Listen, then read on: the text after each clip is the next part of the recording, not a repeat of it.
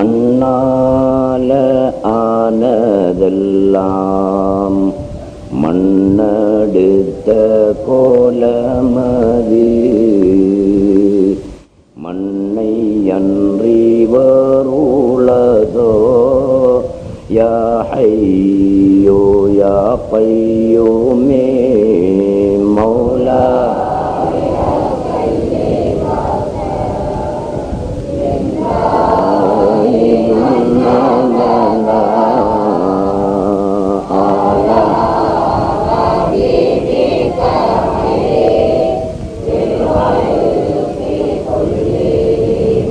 பஞ்சால ஆனதெல்லாம் பஞ்செடுத்த கோலமது பஞ்சை அன்றி வருளதோ யா ஹய்யோ யா கய்யூமே மௌலா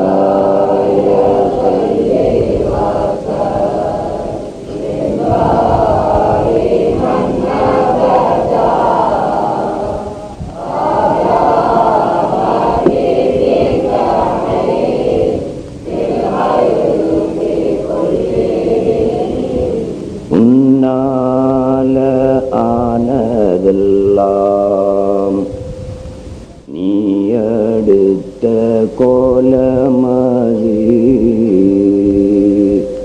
உன்னை அன்றி வருளதோ யா ஹய்யோ யா கய்யூமே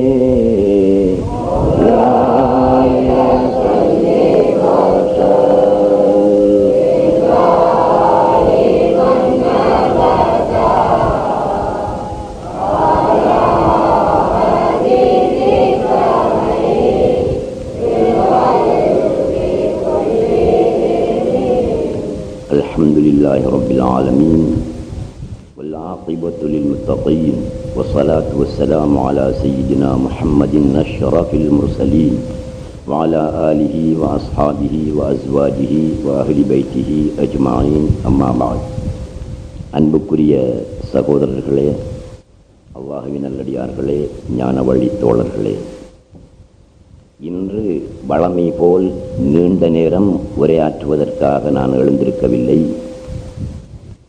ஒரு சில முக்கியமான தகவல்களை, அறிவித்தல்களை சொல்வதற்காகவே எழுந்திருக்கிறேன். தயவு செய்து பேச்சு முடியும் வரையும் அனைவரும் அமர்ந்து செல்லுமாறு அன்பாக கேட்டுக்கொள்கின்றேன். எங்களுடைய சங்கைக்குரிய அஸ்ஸையிது ஷேக் அப்துல் ரஷீத் கோயா தங்கள் மௌலானா வாப்பா அவர்களின் 2வது வருட நினைவு தினம் இன்ஷா அல்லாஹு தஆலா 13ஆம் திகதி ஞாயிற்றுக்கிழமை அசர் தொழுகையின் பின் கொடியேற்றத்துடன் ஆரம்பமாக உள்ளது. திங்கட்கிழமை இரவு நிகழ்ச்சிகள் நடைபெறும். திங்கட்கிழமை மாலை, செவ்வாய்க்கிழமை இரவு நிகழ்ச்சிகள் நடைபெற்று தபர்ருக் ஹந்தூரியும் நடைபெறும். நீங்கள் அனைவர்களும் அந்த 2 நாள் நிகழ்ச்சிகளிலும் கலந்து அந்த நாயகம் அவர்களின் அன்பையும் அருளையும் பெற்றுக்கொள்ள வேண்டும் என்று கேட்டுக்கொள்வதுடன், அவர்களுடைய ஹந்தூரிக்கான அலுவலகம் சென்ற வெள்ளிக்கிழமை திறக்கப்பட்டிருக்கிறது. உங்களுடைய காணிக்கைகள், நேர்ச்சைகள், ஹதியாக்களை அலுவலகத்தில் ஒப்படைத்து அதற்கான பற்றுச்சீட்டை பெற்றுக்கொள்ளுமாறு நான் அன்பாக கேட்டுக்கொள்கிறேன். அல்லாஹ் சுப்ஹானஹு வ தஆலா இந்த உலகத்திலே வலிமார்களை, அவுலியாக்களை பரவலாக படைத்து வைத்திருக்கிறான். இலங்கையில் பல வலிமார்கள் இருப்பார்கள், இந்தியாவில் பல வலிமார்கள் இருப்பார்கள், உலகின் எல்லா பகுதிகளிலும் வலிமார்கள் இருக்கத்தான் செய்வார்கள். அவர்கள் இந்த பூமி ஆடாமல் அசையாமல் பேலன்ஸ் பண்ணி கொண்டிருக்கக்கூடிய நங்கூரங்களாக அல்லாஹ் சுப்ஹானஹு வ தஆலா வலிமார்களை அமைத்து வைத்திருக்கிறான். ஏன் தெரியுமா? இந்த பூமி நீருக்கு மேல் இருக்கிறது. இந்த பூமிக்கு கீழ் தண்ணீர் தான் இருக்கிறது, நீர் தான் இருக்கிறது. தண்ணீருக்கு மேலே ஒரு தோணி, ஒரு வள்ளம், ஒரு படகு நின்றால் அது எந்த நேரமும் ஆடி அசைந்து கொண்டுதானே இருக்கும். அதே போல் தண்ணீருக்கு மேல் படைக்கப்பட்டிருக்கின்ற இந்த பூமி ஆடி அசைந்து கொண்டிருந்தால் மனிதர்கள் இந்த உலகிலே, இந்த பூமியிலே எப்படி வாழ்வது, இந்த பூமியிலே எப்படி வீடுகள் கட்டுவது, எப்படி இந்த பூமியிலே கட்டிடங்களை கட்டுவது? அதனால் அல்லாஹ் சுப்ஹானஹு வ தஆலா எங்கள் மீது கருணை கொண்டு, அன்பு கொண்டு அவுலியாக்களை இந்த பூமிக்கு மேல் படைத்து அவர்களை நங்கூரங்களாக ஆக்கி வைத்திருக்கிறான். பூமி ஆடிவிடாமல், அசைந்து விடாமல், தளம்பி விடாமல், தழும்பி விடாமல் அவர்களை நங்கூரமாக அமைத்திருக்கிற காரணத்தினால் இன்று நாங்கள் இந்த பூமியிலே நிம்மதியாக வாழ்ந்து கொண்டிருக்கிறோம். வீடுகளை கட்டுகிறோம், கட்டிடங்களை அமைக்கிறோம். இது அல்லாஹ்வுடைய ரஹ்மத், அவன் செய்த அருள். வல் ஜிபால அவுதாதன், அல்லாஹ் சுப்ஹானஹு வ தஆலா குர்ஆனிலே சொல்லுகிறான், மலைகளை முளைகளாக, நங்கூரங்களாக நாங்கள் ஆக்கி வைத்திருக்கிறோம். அதனால் பூமி ஆடாமல், அசையாமல் செவ்வனே நின்று கொண்டிருக்கிறது. இத்திருவசனத்துக்கு விளக்கம் எழுதுகின்ற ஞானிகள், ஆரிஃபீன்கள், மலைகள் என்று சொல்லப்பட்டது அல்லாஹ்வுடைய ஒலிமார்கள் தான். உண்மையில் நாம் பார்க்கின்ற பூமியில் இருக்கின்ற மலைகளும் இந்த பூமி ஆடி அசைந்து விடாமல் நங்கூரங்களாகத்தான் இருக்கின்றன. அதையும் ஏற்றுக்கொள்வோம். அதே போல் அவுலியாக்கள் என்ற நங்கூரங்கள் பிரதானமான நங்கூரங்களாக இருக்கின்றன. அவர்களை கொண்டு அல்லாஹ் சுப்ஹானஹு வ தஆலா இந்த பூமி நடுங்கி விடாமல், ஆடிவிடாமல் பாதுகாத்துக் கொண்டிருக்கிறான். ஒலிமார்களில் பெரும்பாலானவர்கள் மறைந்துதான் வாழ்ந்திருக்கிறார்கள், பகிரங்கமாகவில்லை. பிரசித்தி பெறுவதை அவர்கள் விரும்பவில்லை, கராமத்து வெளியாக்குவதை அவர்கள் விரும்பவில்லை. இலை மறை காய் போல் அவுலியாக்களில் பலர் இந்த உலகத்திலே வாழ்ந்திருக்கிறார்கள், இன்றும் வாழ்ந்து கொண்டிருக்கிறார்கள், இனிமேலும் வாழ்ந்து கொண்டே இருப்பார்கள். இன்ன ஷுஹ்ரத ஆபத்துன் குல்லுன் யதமன்னா வல் ஹுமூல நிஅமத்துன் வ குல்லுன் யபா. இது ஞானிகளுடைய தத்துவம். பிரசித்தி பெறுதல் என்பது ஆபத்து, பிரசித்தி பெறுதல் என்பது ஆபத்து. ஆனால் அதை அனைவரும் விரும்புகிறார்கள், பிரசித்தி பெறுவதை விரும்புகிறார்கள். வல் ஹுமூல நிஅமத்துன், மறைந்து வாழ்வது, பிரசித்தி பெறாமல் இருப்பது நிஅமத்து, பெரியதோர் அருள். வ குல்லுன் யபா, அதை அத்தனை பேரும் வெறுக்கிறார்கள், விரும்புகிறார்கள் இல்லை என்று ஞானிகள் தத்துவம் சொல்லுகிறார்கள். ஒருவன் பிரசித்தி பெறுவதை விரும்புவான், அதனால் அவனுக்கு ஆபத்து தான் உண்டு. எந்த வகையில் ஆபத்து உண்டு? இந்த உலக ரீதியான ஆபத்தும் உண்டு, ஆன்மீக ரீதியான ஆபத்தும் அவனுக்கு உண்டு. ஒருவன் பிரசித்தி பெற்றால், உதாரணமாக வச்சுக்குவோமே, சும்மா கிடந்த ஒருத்தனை தூக்கி பள்ளிவாசலுக்கு ரெஸ்டி ஆக்கினா போதும், அடுத்த நாளைக்கு அவன் கொஞ்சம் நெஞ்சை நிமித்திக்கிட்டு தான் போவான்.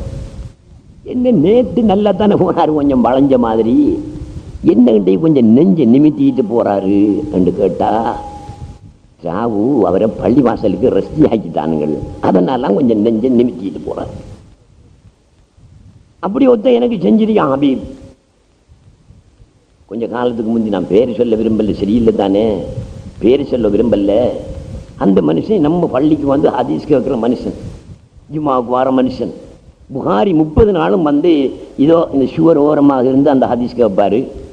நானும் அந்த நல்ல ஹதீஸை கேட்காண்டு அதிகமாக அந்த ஆடுற முகத்தை பார்த்து தான் பேசுவேன்.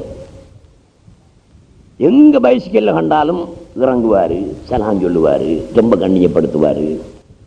ஞானம் படித்த நான் தெரிஞ்ச மனுஷன் என்று அவர் நினைச்சிட்டு இருந்தேன். ஒரு நாள் ஜீன் ரோட்டால் நான் போய் கொண்டிருக்கும் போது இவர் சைக்கிளில் இறங்கல்ல, என்ன பார்க்கவும் இல்லை. அப்போ நான் நினைச்சேன், என்ன காணல போல இருக்கின்ற மனுஷன், அதனால அப்படி போறாருன்னு நினைச்சிட்டேன். இன்னும் ஒரு தரம் அதே மாதிரி போனாரு. அப்ப பக்கத்துல வந்த ஆளுகிட்ட கேட்டேன், இவர் நல்ல மனுஷனா தானே இருந்தாரு, ஏன் இப்ப 2 தடவை நான் பார்த்திருக்கிறேன் இவர் மரியாதை செய்யாம போறாரு, என்ன விஷயம் உண்டு?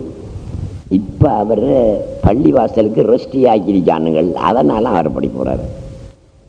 பாத்தீங்களா? இன்னொருவரை நான் பார்த்திருக்கிறேன், எப்பயும் சாரம் தான் உடுப்பாரு. அவரு நல்ல கிப்சி சாரம் தான் உடுப்பாரு, எப்பவும் சாரம் தான் உடுப்பாரு. ஒரு நாள் போறேன், ரிசீட் புத்தகம் உண்டு கையில, லோங்ஸ் போட்டு போறாரு. என்ன இந்த மனுஷன் நாம பிறந்த காலத்திலிருந்து சாரம் உடுக்கிற மனுஷன் இன்றைக்கு லோங்ஸ் போட்டு விட்டு போறான், ஏன்? அவர் ராவு பள்ளிவாசலுக்கு ரெஸ்டியாக்கப்பட்டிருக்காரு. அதனால பார்த்தீர்களா, பதவி செய்யக்கூடிய வேலையை ஒருவன் பிரசித்தமாகிறதுனால அவன் கல்வில பெருமை வந்து ஆத்துக்குள்ள பேத்த ஊதுறது போல ஊறி போய்த்திருவான் பெருமை. அப்ப பிரசித்தி பெறுவதனால் இந்த உலக ரீதியான ஆபத்துகளும் உண்டு, ஆன்மீக ஆபத்தும் உண்டு. ஆன்மீக ஆபத்து என்ன? அவருக்கு பெருமை ஏற்பட்டு அதனால் நாசமா போறார். உலக ரீதியான ஆபத்துகள் என்ன? அவன் தலைவனா இருக்கிறானா அல்லது பெரிய ஆளா இருக்கிறானா, பல எதிர்ப்புகள் பல சூழ்ச்சிகள் அவனுக்கு நடக்கும். அது உலக ரீதியான ஆபத்தும் அவனுக்கு உண்டு. இன்னல் ஹுமூல நிஅமத்துன் வகுல்லி யபா, மறைந்து வாழ்வது, இலை மறை காய் போல் வாழ்ந்து கொண்டிருப்பது நிஅமத்து, பெரியதோர் அருள். ஆனால் ஒருவரும் அதை விரும்புகிறார்கள் இல்லையே என்று அந்த ஞானி வேதனைப்பட்டு சொல்லுகிறார். மறைந்து வாழ்வதை விரும்புவார்களா? விரும்ப மாட்டார்கள். ஆகவே வெளிமார்களில் அநேகமானவர்கள் மறைந்துதான் வாழ்ந்திருக்கிறார்கள். ஒரு வலியை எப்படி தெரிஞ்சு கொள்ற? அவர் கராமத்து காட்டினா தான் வலி என்று எங்களுக்கு தெரியும். என்ன மாரிபத்துல் வலியே அஸ்அபு மின் மாரிபத்தில்லா. ஒரு வலியை அறிந்து கொள்வது அல்லாஹ்வை அறிந்து கொள்வதை விட கஷ்டம்.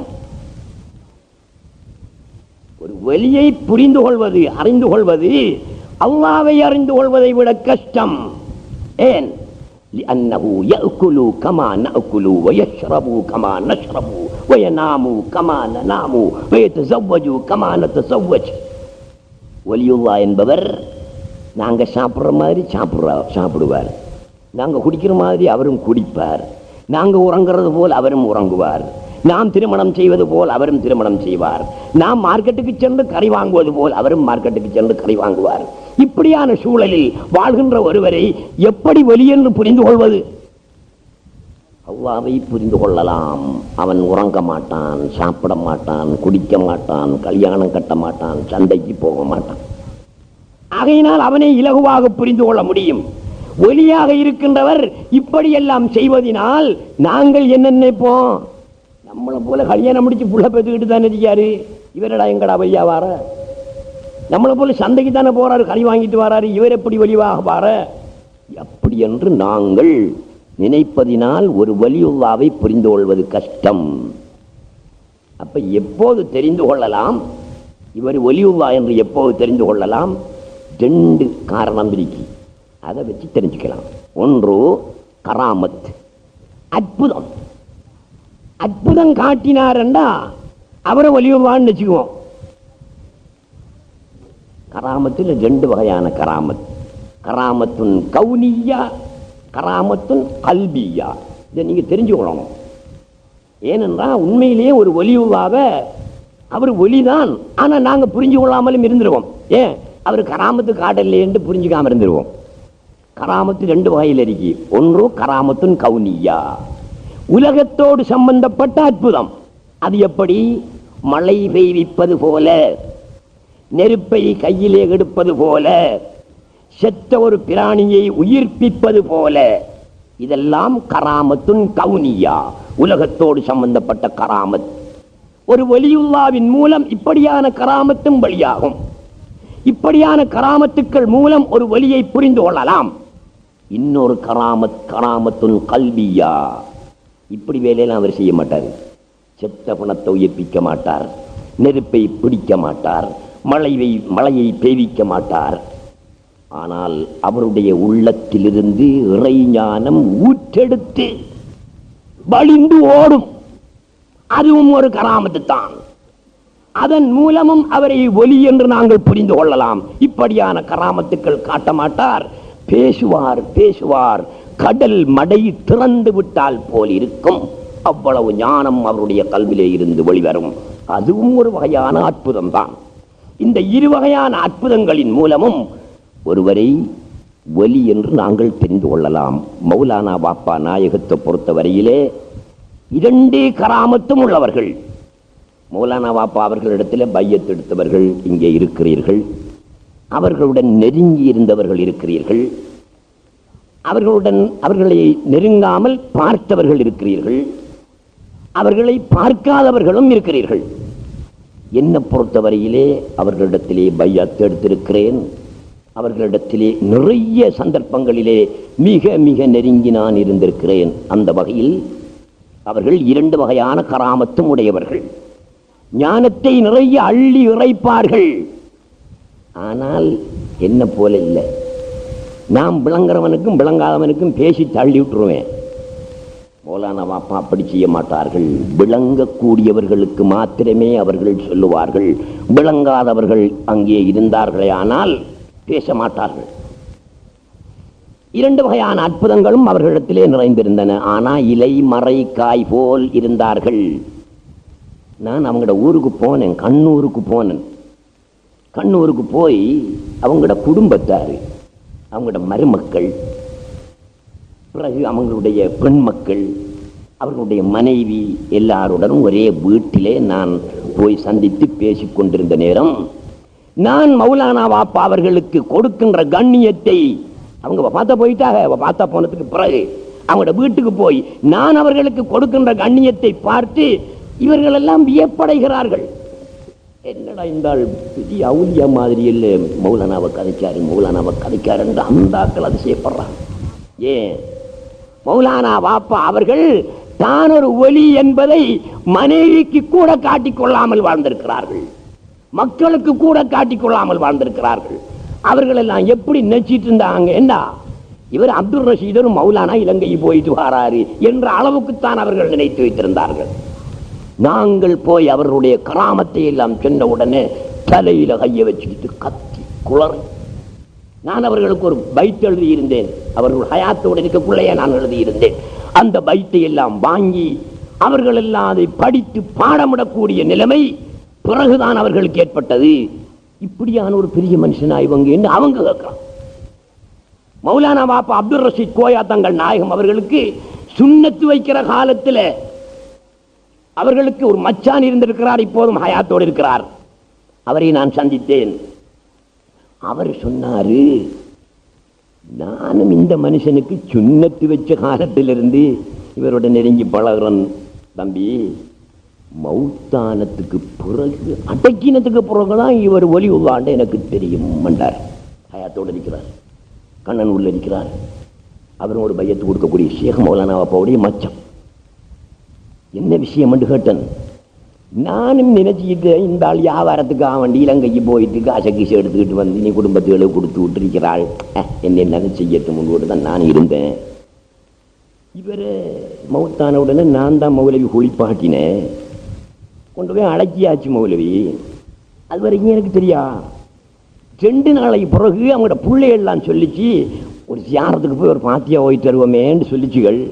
அப்போ நானும் கூட போனேன். அவர் தான் சொன்னார் என்கிட்ட இந்த கதையை. நானும் கூட போனேன்.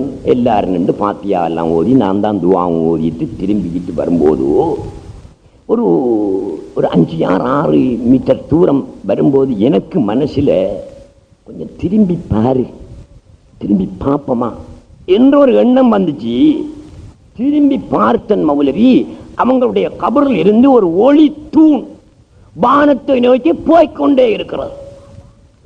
என்னுடைய கண்ணுக்கு பார்த்து கொண்டிருக்கிறேன், கண்ணுக்கு எட்டக்கூடியதை விட்டும் தாண்டி அந்த ஒளி போய்கொண்டிருக்கிறது. அப்போதுதான் நான் நினைச்சேன், இந்த மனுஷன் பெரிய மனுஷனா தான் இருந்திருக்காரு. ஐயோ அப்சோஸ் அப்சோஸ், கை சேதம் தவற விட்டு விட்டமே என்று நான் வேதனைப்பட்டேன் என்று அவர்கள் சொன்னார்கள். ஆகவே மௌலானா பாப்பா அவர்கள் கராமத்துடைய ஒரு ஒலி, இலை மறை காயாக இருந்தவர்கள். சிற்சில நேரங்கள்ல அவங்களுக்கு தெரியாம கராமத்து வழியாயிருக்கு, விரும்பி வழியாக்கல்ல. ஒரு வலியுல்லாவின் மூலம் கராமத்து வெளியாகுவது ஒரு பெண்ணுக்கு ஹைது மாத தீட்டு வெளியாகுவது போல. எங்கேயாவது ஒரு பொம்பளை ஒரு சபையில் இருந்துகிட்டு முக்கி மாதத்தீட்டை வெளிப்படுத்துவாளா? ஹைல வெளிப்படுத்துவாளா? இயலாது. அதே மாதிரி தான் அவுலியாக்கள் கராமத்தை காட்ட வேண்டும் என்று நினைத்து கராமத்தை காட்ட மாட்டார்கள். ஒரு சபையில் எதிர்பாராமல் ஒரு பெண்ணுக்கு மாதத்திற்கு வரலாமா? இல்லையா? வரலாம். அதே போல ஒலிமார்களுக்கு எதிர்பாராமல் சில நேரங்களில் வெளியாகிடும்.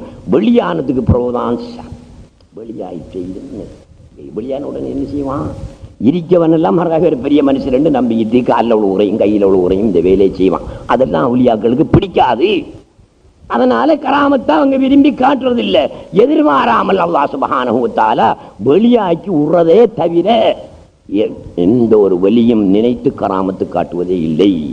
எனவே அவர்களை பற்றிய விவரங்கள், கராமத்துக்கள், வரலாறுகள் இன்ஷா அல்லாஹு தஆலா திங்கட்கிழமை இரவும் செவ்வாய்க்கிழமை இரவும் இந்த இடத்திலே விவரமாக சொல்லப்படும். நீங்கள் கலந்து கேட்டுக்கொள்ள வேண்டும் என்று உங்களை அன்பாக கேட்டுக்கொள்வதுடன், அடுத்தது நமது பள்ளி வாயலிலும் தீன் வீதியிலே இருக்கின்ற மன்பவுல் ஹைராத் மஸ்ஜித் பள்ளி வாயலிலும் 15ஆம் திகதி தலைப்புறை அன்று அசர் தொழுகைக்கு பிறகு மௌலித் ஆரம்பிக்கப்பட்டு 12 நாட்களுக்கு ஓதப்படும். நீங்கள் அந்த பள்ளியிலும் இந்த பள்ளியிலும் கலந்து சிறப்பிக்க வேண்டும். அந்த பள்ளிக்கும் இந்த பள்ளிக்கும் உங்களால் முடிந்த காணிக்கைகளை நேர்ச்சிகளை வழங்க வேண்டும் என்றும் நான் கேட்டுக்கொள்வதுடன் முக்கியமான ஒரு குறிப்பை சொல்ல விரும்புகிறேன். அதாவது நாளை காத்தான்குடியிலே ஒரு அரசியல் விழா ஒன்று நடைபெற இருக்கிறது. அதாவது காத்தான்குடி பிரதேச சபை நகர சபையாக தரம் உயர்த்தப்படும் விழா என்று அறிமுகம் செய்யப்பட்டு நாளை நடைபெற இருக்கிறது. சுமார் 5-6 நாட்களாக ஏறத்தாழ 12-13 துண்டு பிரசுரங்கள் அந்த விழாவை எதிர்த்து, அமைச்சர் அஷ்ரப் அவர்களை எதிர்த்து வெளியாகி இருக்கின்றன.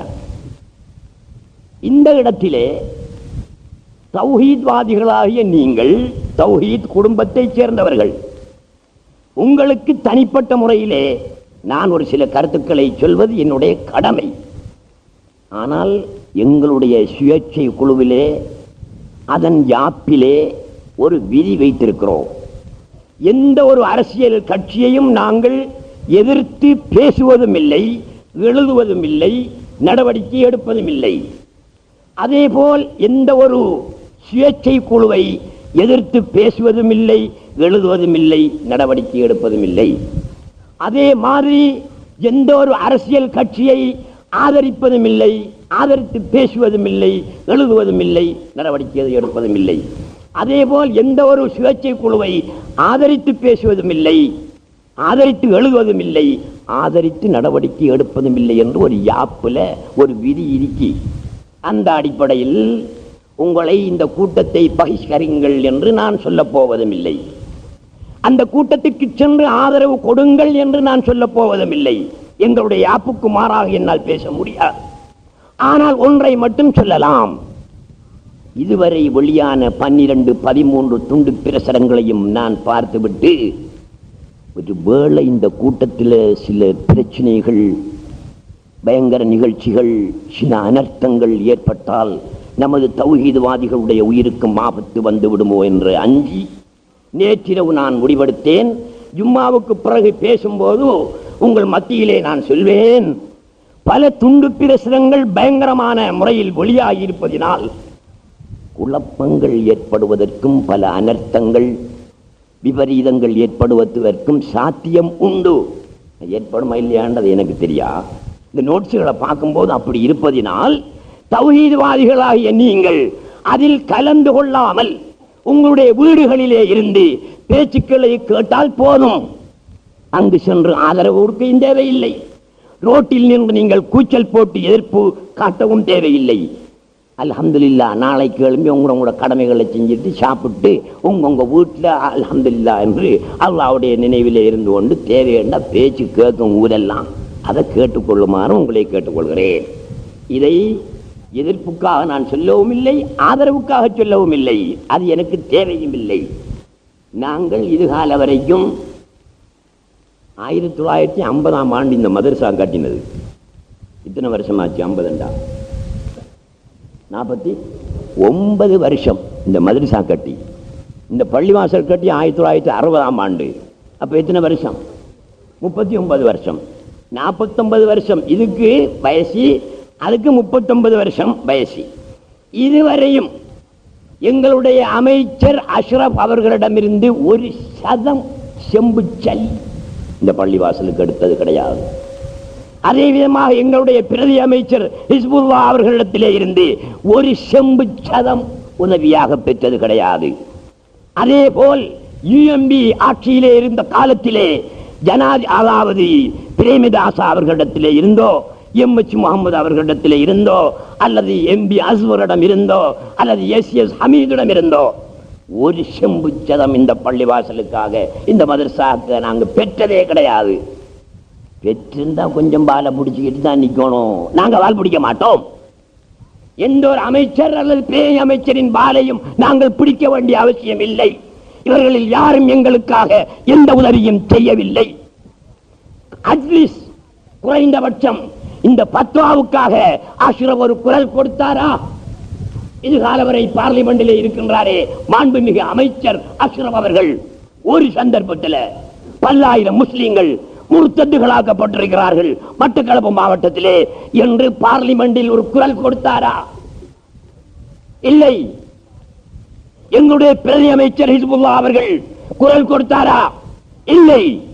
இவர்களுக்கு என்ன அக்கறை இருக்கிறது? இவர்களை எப்படி நாங்கள் தலைவர்களாக கொள்ள முடியும்?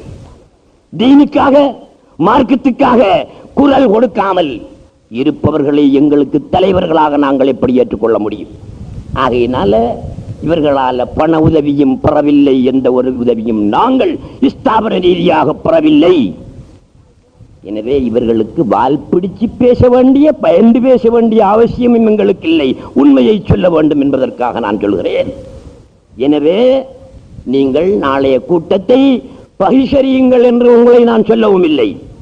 அதில் போய் நின்று ஆதரவு வழங்கள் என்று சொல்லவும் இல்லை. எங்களுடைய ஆப்புக்கு மாறானது. தௌஹீத் குடும்பத்தவர்களுக்கு ஆபத்து வரக்கூடாது. உங்களுடைய சிறார்களுக்கு, உங்களுடைய பிள்ளைகளுக்கு ஒரு விபரீதம் நடந்துவிடக் கூடாது என்பதற்காக நாளைக்கு கூட்டத்துக்கு செல்லாமல் உங்களுடைய வீடுகளில் அமர்ந்து இந்த அனர்த்தங்களை தவிர்ப்பதற்காக, ஆபத்துக்களை தவிர்ப்பதற்காக உங்களுடைய வீடுகளில் அமர்ந்து கூட்டத்தில் கூறப்படுகின்ற கருத்துக்களை கேட்டுக்கொள்ளுமாறு உங்களை கேட்டுக்கொள்வதுடன், இன்னும் ஒரு செய்தி, மிக வன்மையாக கண்டிக்க வேண்டிய செய்தி, கண்ணீர் விட வேண்டிய செய்தி, இரத்தம் கொதிக்க வேண்டிய செய்தி. கொதிக்கதில்லை நமக்கு. என்ன விஷயம்? காத்தான்குடியின் எல்லை இதுகால வரைக்கும் ஃபரீனாஸ்லேன் ஆரப்பத்தையையும் காத்தாங்குடியையும் பிரித்து காட்டக்கூடிய, எல்லை போட்டு காட்டக்கூடிய ரோட் எது? ஃபரீனாஸ்லேன். ஆனால் இப்போது நடந்திருக்கிற விஷயம் தெரியுமா? சதி, கடும் சதி. எதற்காக இந்த சதி செய்யப்பட்டதோ அது எனக்கு தெரியாது. செய்யப்பட்டிருக்கின்ற சதியைத்தான் நான் உங்கள் மத்தியிலே சொல்கிறேன். காத்தான்குடி பேங்குக்கு பக்கத்தால் இருக்கக்கூடிய தீன் ரோட் இருக்குது. இந்த தீன் ரோட்டு தான் இப்போது எல்லை. இந்த பிரதேச சபை செய்த வேலை, ஆட்சியில் இருந்தார்களே பிரதேச சபை, இவர்கள் செய்த வேலை கள்ளத்தனமாக, யாருக்கும் தெரியாமல், மேலிடத்தின் ஒத்துழைப்புடன் காத்தான்குடியை பேங்க் ரோட், தீன் ரோட்டில் இருந்து இந்த புறம் அவ்வளவும் தான் காத்தான்குடி, அதிலிருந்து அவ்வளவும் ஆரப்பத்தை என்று எழுதி கொடுத்து விட்டார்கள். படம் பாசாகி காத்தான்குடிக்கு வந்து விட்டது. இன்னும் சில நாளையில் ஆரப்பட்ட பிரதேச சபையில் இருந்துதான் குப்பை அள்ளுவதற்கு தீன் ரோட்டிலே இந்த பக்கம் இருக்கக்கூடிய மக்களுடைய எல்லைகளுக்கு, ரோட்டுகளுக்கு ஆரப்பட்ட பிரதேச சபையில் இருந்தான் குப்பை அள்ள வருவார்கள். தீன் ரோட்டில் இந்த புறத்தில் இருந்து வாழக்கூடிய அத்தனை மக்களும் ஆரப்பட்டைக்கு ஓட் போட வேண்டிய நிலைமை வரும். ஆரப்பட்டை பிரதேச சபைக்கு வரிகள் கட்ட வேண்டிய நிலைமை வரும். இவ்வளவு துரோகம். எங்கட ஊருல ஒரு இஞ்ச நாங்க விட்டு கொடுக்கலாமா? சொல்லுங்கள் பார்க்கலாம். எங்களுடைய நிலம், எங்களுடைய சொத்து என்னுடையது மட்டுமல்ல, இந்த ஊர் மக்கள் அனைவருக்கும் சொந்தமானது. அது பரிணாலேஸ்லியனாக இருக்கலாம், டீன் ரோட்டாக இருக்கலாம், ஆறாங்குறிச்சாக இருக்கலாம், காத்தான் குடிதான். அதிலிருந்து ஒரு இன்ச்சு நிலத்தை நாங்கள் விட்டுக் கொடுக்கலாமா? அதுவும் காவிரிக்கு விட்டுக் கொடுக்கலாமா? ஜோர்தான் மன்னர் ஹுசைனுக்காக சத்தாம் ஹுசைன் தன்னுடைய ஈராக் பூமியில் இருந்து எத்தனையோ கிலோமீட்டரை விட்டுக் கொடுத்தார். காரணம், ஒரு முஸ்லிம் நாட்டுக்காக விட்டுக் கொடுத்தார்.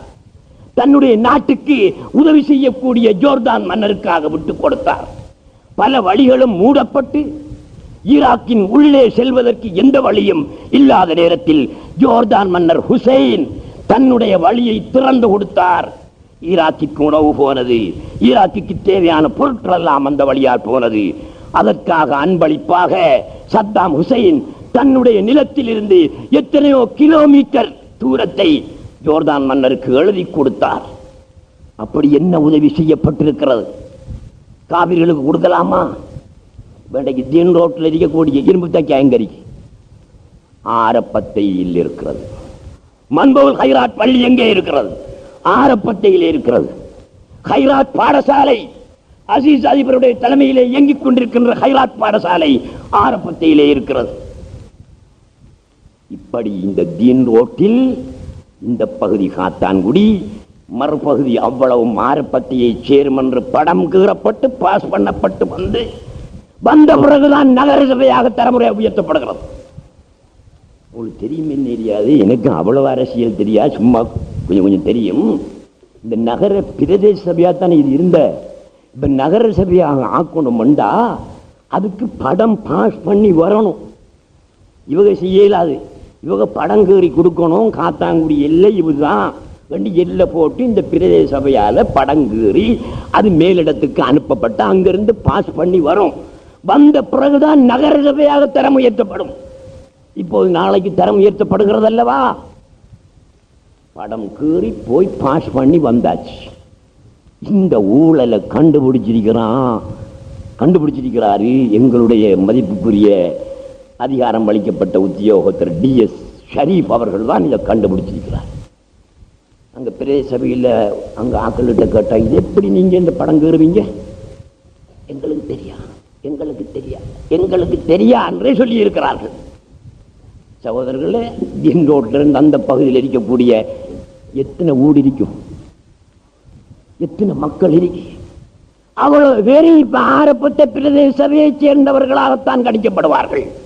இதுக்கு பிறகு மேலிடத்தோட தொடர்பு கொண்டு அதுக்கு நடவடிக்கை எடுத்து அதை செஞ்சு ஒரு வேளை அப்படி இல்லை என்று வந்துட்டாலே ஒழிய இதுவரைக்கும் இதே நிமிஷம் வரைக்கும் ஆரப்பத்தை பகுதியாகத்தான் அது சேர்க்கப்பட்டிருக்கிறது. இது மாபெரும் துரோகம்.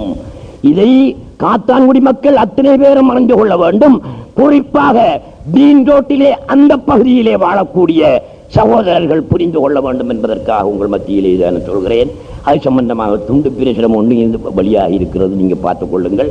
எனவே அன்புள்ள சகோதரர்களே, இந்த விஷயங்களில் நாங்கள் ரொம்ப நிதானமாகவும் கவனமாகவும் மிகவும் இறங்கி வேலை செய்யாமல் ஒதுங்கி வாழ்வதுதான் சிறந்தது என்பது என்னுடைய கருத்து என்பதை கூறி முடித்துக் கொள்கிறேன். அஸ்ஸலாமு அலைக்கும் வரஹ்மத்துல்லாஹி வபரகாத்துஹு.